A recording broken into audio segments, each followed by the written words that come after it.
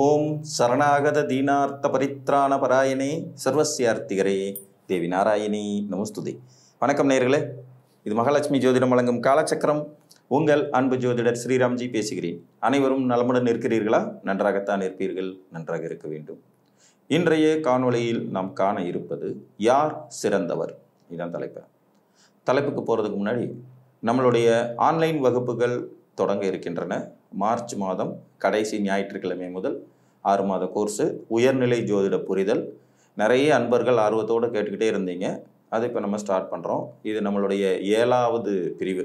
கிட்டத்தட்ட 6 page student நடத்தி முடிச்சாச்சு. இது 7வது. விருப்பம் உள்ளவர்கள் கீழ்கண்ட வாட்ஸ்அப் எண்ணுக்கு தொடர்பு கொண்டு உங்களுக்கான முன்பதிவை பெற்றுக்கொள்ளுங்கள். லிமிட்டடான நபர்கள் தான் சேர்க்க முடியுங்கிறத இந்த இடத்துல தெரிவிச்சுக்கிறேன். ஸோ முன்னேல் வருபவருக்கு முன்னுரிமை. யார் சிறந்தவர்? ஜோதிட சாஸ்திரத்தில் 9 கிரகங்களை வேறு நிலைகளில் பிரித்து வச்சுருக்காங்க. லக்ன சுபர்கள், லக்ன பாவிகள், லக்னத்திற்கு சமமானவர்கள் அப்படிங்கிற 3 நிலைகள்லையும் கிரகங்கள் வரும். இயற்கை சுபர்கள், இயற்கை பாவிகள், நடுநிலையாளர்கள் அப்படிங்கிற நிலையிலையும் கிரகங்கள் வரும். இதில் நம்ம லக்னத்திற்கு ஒவ்வொரு லக்னத்திற்கு சுபர்கள் அப்படிங்கிற தன்மையில் 2-3 கிரகங்கள் வரும். இப்போ ஒரு உதாரணத்துக்கு கும்ப லக்ன ஜாதகர்களுக்கு சனி, புதன், சுக்கிரன் 3 லக்ன சுபர்களாக வருவாங்க. ஒருத்தர் லக்னாதிபதி, இன்னொருத்தர் 5ஆம் அதிபதி, இன்னொருத்தர் 9ஆம் அதிபதி அப்படிங்கிற நிலைமையில் வரும். இதில் லக்ன சுபர்களாக வரக்கூடிய புதனும் சுக்கிரனும் இயற்கை சுபர்களாகவும் வருவாங்க. இன்னொரு லக்ன சுபரான சனி பகவான் இயற்கையில் பாவியாக வருவார். அப்போ உங்கள் லக்னத்துக்கு சுபராக வரக்கூடியவர் இயற்கையிலையும் சுபராக இருக்கணும்னு அவசியம் இல்லை. 2 நிலைகளிலும் அவர்கள் சுபத்தன்மை பெற்றார்கள் என்றால் அது ஒரு சிறந்த அமைப்பு. ஒரு உதாரணமாக, ஒரு கடகலக்ன ஜாதகத்திற்கு பாக்கியாதிபதியாக வரக்கூடியவர் குரு. இவர் இயற்கை சுபர் மற்றும் லக்ன சுபர். இது 2 நிலைகளிலும் சுபத்தன்மை பெறக்கூடியது. ஒரு மகர லக்ன ஜாதகத்திற்கு சுக்கிரன் பூர்வ புண்ணியாதிபதிங்கிற நிலையையும் 10ஆம் அதிபதிங்கிற நிலைமையும் பெறக்கூடியவர். இவர் லக்னத்திற்கும் முழுமையான சுபர், இயற்கையிலையும் ஒரு முழுமையான சுபர். ஸோ இந்த மாதிரி லக்னத்திற்கும் இயற்கைக்கும் சுபராக வந்துடுறதுங்கிறது ஒரு சிறப்பு. நம்ம லக்னத்துக்கு பாவக்கோள்களும் சில நிலைகளில் சுபர்களாக வருவார். ஒரு துலா லக்ன ஜாதகத்திற்கு சனியே முதல் சரமான ராஜயோகாதிபதி, 4, 5 என்கின்ற 2 ஸ்தானங்களுக்கு அதிபதிங்கிறதுனால அவர் தான் முழுமையான சுபர்னு எடுத்துக்கிட்டாலும் அவர் ஒரு இயற்கை பாவக்கோள் தான். ஒவ்வொரு கிரகமும் தனது காரகத்துவ ஆதிபத்திய ரீதியான நன்மைகளை அல்லது தீமைகளை உங்கள் ஜாதகப்படி தருவார்கள். அப்படிங்கிற அடிப்படையில் லக்னத்துக்கே சுபராக வரக்கூடிய ஒரு பாவக்கோள் தன்னுடைய பாவ வழிகளில் தான் உங்களுக்கு நன்மைகள் செய்ய முடியுங்கிற சூட்சுமத்தை இந்த இடத்துல நாம உணர்ந்துக்கணும். இப்போ இந்த யார் சிறந்தவர் அப்படிங்கிற தலைப்புல பார்த்தீங்கன்னா, இயற்கையாகவும் சுப கிரகங்கள் எப்போதும் சிறந்தவர்கள் அப்படிங்கிற நிலையத்தான் நம்ம எடுத்தாக வேண்டியது இருக்கும். காரணம், உங்கள் லக்னத்துக்கு ஒருவேளை அவர்கள் கேந்திராதிபதி, பாதகாதிபதி, மாரகாதிபதிங்கிற மாதிரியான நிலைகளை பெற்றாலும் கூட அடிப்படையில் மனிதனின் தேவைகளை பூர்த்தி செய்து வைப்பதில் இந்த இயற்கை சுபர்கள் தான் முதல் நிலை வகிக்கிறார்கள். ஒரு வளர்பிறை சந்திரன், பௌர்ணமிக்கு நிகரான ஒளியில் இருக்கக்கூடிய ஒரு சந்திரன் தான் பார்க்கும் இடங்கள், தனது கேந்திரத்தில் இருக்கும் கிரகங்கள் அனைத்தையும் நன்மை செய்ய ஜாதகருக்கு தூண்டுகிறார் என்பதுதான் நிதர்சனமான உண்மை. அதே நிலையில் ஒரு லக்ன சுபராக இருந்தாலும் கூட சனி பகவான் தான் பார்க்கும் இடங்களில் பலவிதமான துன்பங்களையும் கஷ்டங்களையும் துயரங்களையும் தன் பார்வைப்படும் கிரகங்களின் மூலமாக ஜாதகருக்கு இடைஞ்சல்களையும் கொடுக்க தயங்க மாட்டார் அப்படிங்கிறதையும் நம்ம எடுத்துதான் ஆக வேண்டியது. ஒரு கடகலக்ன ஜாதகத்திற்கு ராஜயோகாதிபதியான செவ்வாய் ஒரு இயற்கை கொடும் பாவி என்பதனால் செவ்வாய் தன்னுடைய நிலையில் கடகலக்ன ஜாதகர்களுக்கு வலுவை தந்தாலும் தனது பார்வையின் மூலமாக சில துன்பங்களையும் இடைஞ்சல்களையும் உயிர் உறவுகள் சார்ந்த சில பிரச்சனைகளையும் வம்பு வழக்குகளையும் தராமல் போய்விட மாட்டார். அப்ப இருக்கிறதுல சிறந்தவர்கள் யாருன்னா மேன்மக்கள் என்று சொல்லக்கூடிய இயற்கை சுபர்கள். இயற்கை சுபர்களில் முதன்மையானவராக வரக்கூடியவர் குரு பகவான். அவர் எந்த ஒரு கோளினாலும் எந்த ஒரு பாவக்கோள்களினாலும் மிக கடுமையான பாதிப்புகளை சந்தித்திருக்கும் வேளையிலும் கூட தனது பார்வை திறனாலே ஜாதகருக்கு அந்த பார்வை பெறும் இடங்கள் வாயிலான நற்பலன்களை தருவதற்கு தயங்க மாட்டார். அதே மாதிரி அதற்கு அடுத்த நிலையில் வரக்கூடியவர் சுக்கிரன். சுக்கிர பகவானும் கூடுமானவரை ஜாதகருக்கு நற்பலன்களை தருவதற்கு முயற்சி செய்வார். தனது பார்வை திறனாலே தன்னுடன் இணைந்த கிரகங்களின் நெகட்டிவான பலன்களை ஃபில்டர் பண்ணக்கூடிய தன்மை இந்த 2 கிரகங்களுக்குமே உண்டு.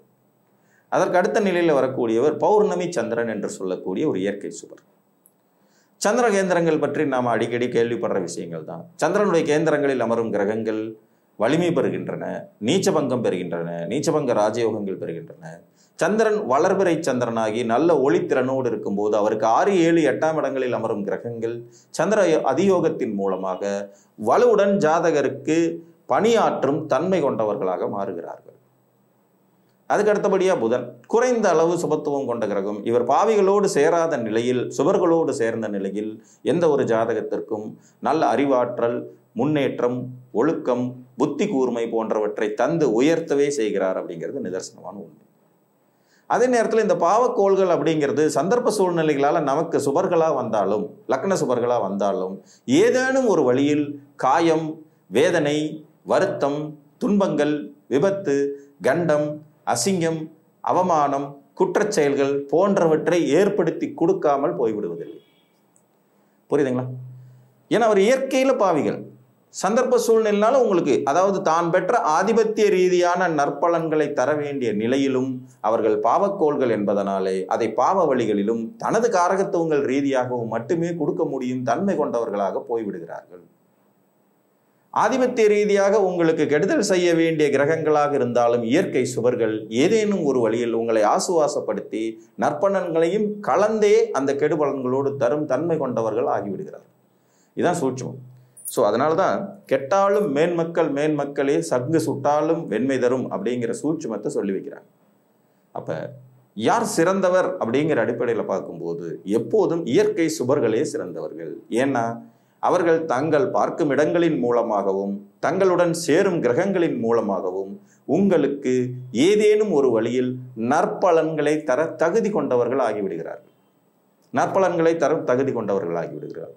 இங்கேயே இயற்கை பாவிகளும் உங்கள் லக்ன சுபர்களாகவே இருக்கும் பட்சத்திலும் கூட மந்தத்தனம், சோம்பேறித்தனம், விபத்துகள், கண்டங்கள், இரத்த காயங்கள், அசிங்கம், அவமானம், கடன், குறுக்கு வழி, சட்டத்திற்கு புறனாக நடப்பது, எதிரிகளை சம்பாதித்து கொள்வது, தாக்கப்படுவது, உயிரிழப்பது, விபத்து கண்டங்கள் போன்ற கொடும் பலன்களுக்கு நடுவில் தான் நற்பலன்களை செய்யும் தகுதி கொண்டவர்கள் ஆவார். லக்னத்துக்கே சுபர் தான். ஒரு துலா லக்னம், சனி சுபர் தான். லக்னத்திலே உச்சமா இருக்கார். ஜாதகரை மந்த நிலைக்கு கொண்டுட்டு போறார். கீழ்நிலை வேலைகளில் முன்னேற்ற வைக்கிறார். அழுகும் பொருள்னால லாபத்தை கொடுக்கிறார். கழிவு பொருட்கள்னால யோகத்தை கொடுக்கிறார். எப்போதும் அழுக்கு படிந்த ஒரு சூழ்நிலையிலே வாழ வைக்கிறார். அப்ப அவர் லக்னத்துக்கு சுபர் தான். அவருடைய ஆதிபத்திய வீடுகள் சிறந்தவை தான். ஆனாலும் அவர் ஒரு இயற்கை பாவி என்கின்ற முறையில் அந்த வழியிலேயே உங்களை வளர்ச்சி அடைய செய்ய வேண்டியது. ஒரு கன்னிலக்ன ஜாதகருக்கு குரு இயற்கையிலேயே பாதகாதிபதி, கேந்திராதிபதி, மாரகாதிபதி என்கின்ற நிலையை பெற்றாலும் கூட 9ஆம் இடத்தில் சுக்கிரனுடைய வீட்டில் அமர்ந்தபடி பார்க்கும் கன்னி லக்னத்தை புனிதப்படுத்தவே செய்கிறார். தன்னம்பிக்கை கொண்டவராக மாற்றுகிறார். பெருந்தன்மை உடையவராக ஆக்கி செல்கிறார். அப்படிங்கிற சூட்சுமத்தை இந்த இடத்துல நாம மறக்கவே முடியாது. பாவக்கோள்கள் உங்கள் லக்ன சுபர்களாகவே இருந்தாலும் அவர்கள் பாவ வழிகளிலும் வேறு சில துன்பங்களை தந்த நிலையிலும் தான் உங்களை உயர்த்த முடியும் அப்படிங்கிறதா நிதர்சனமான உண்மை என்கின்ற போது இவர்கள் இந்த 2 குரூப், 2 அணிகளில் சிறந்தவர்கள் அப்படிங்கிறதை இயற்கை சுபர்கள். அவர்கள் சேருபவர்களை செம்மைப்படுத்துகிறார்கள், பார்க்கும் இடங்களை புனிதப்படுத்துகிறார்கள், பார்க்கும் கிரகங்களை வலுப்படுத்துகிறார்கள், அவர்களை உங்களுக்கு நன்மைகள் செய்ய தூண்டுகிறார்கள் என்கின்ற அடிப்படையில் எப்போதும் சிறந்தவர்கள் இயற்கை சுபர்கள் தான். அதற்கு அடுத்த நிலையில தான் பாவக்கோள்கள் வரும். ஆயினும் வலிமையான செயல்களை செய்வதற்கு இந்த இயற்கை சுபர்கள் சற்று சோம்பேறிகள் அப்படின்னு தான் சொல்லணும். வலிமையான செயல்கள், எதற்கும் துணிகரமான செயல்கள், இறங்கி அடிக்கிறது அப்படிங்கிறது மாதிரியான செயல்களை இந்த சுபர்கள் செய்ய மாட்டாங்க. நன்கு படித்த, சட்டம் தெரிந்த, வேதம் உணர்ந்தவர்கள் சட்டத்திற்கு புறம்பாக போவதற்கு யோசிப்பார்கள். தடாலடியான முடிவுகளை எடுப்பதற்கு பலமுறை யோசித்து நிதானத்தை கடைபிடித்து விடுவார்கள். ஆனால் பாவக்கோள்கள் அப்படி இல்லை. அப்போ வெகு வேகமான முன்னேற்றத்தை தரக்கூடிய தன்மை யாருக்கு அதிகம் அப்படின்னு கேட்டால் அது பாவக்கோள்களுக்கு தான் இருக்கு. ஒரு சூரியன் தரும் மாதிரியான அதிகார வெறியையோ, ஒரு செவ்வாய் தரும் மாதிரியான தாக்குதல் முறையையோ, ஒரு சனி தரும் மாதிரியான தொழில் நுணுக்கங்களையோ சுபக்கோள்களான புதனோ சுக்கிரனோ குருவோ கொடுத்து விடுவதில்லை. ஆனாலும் நல்லவர்கள் என்கின்ற தன்மையில் தங்கள் சேரும் கிரகங்களின் அடிப்படையில் அவர்களின் குணங்களையும் மாற்றி நல்வழிப்படுத்தும் தன்மையும் இந்த இயற்கை சுபர்களுக்கு உண்டு என்கின்ற காரணத்தினாலேயே சிறந்தவர்கள் இயற்கை சுவர்கள் என்றும் அதற்கு அடுத்த நிலையிலேயே பாவக்கோள்கள் வருவார்கள் என்றும் கூறி மீண்டும் ஒரு காணொளியில் உங்களை வந்து சந்திக்கும் வரை உங்களிடமிருந்து அன்புடன் விடைபெற்றுக் கொள்வது உங்கள் அன்பு ஜோதிடர் ஸ்ரீராம்ஜி. நன்றி, வணக்கம்.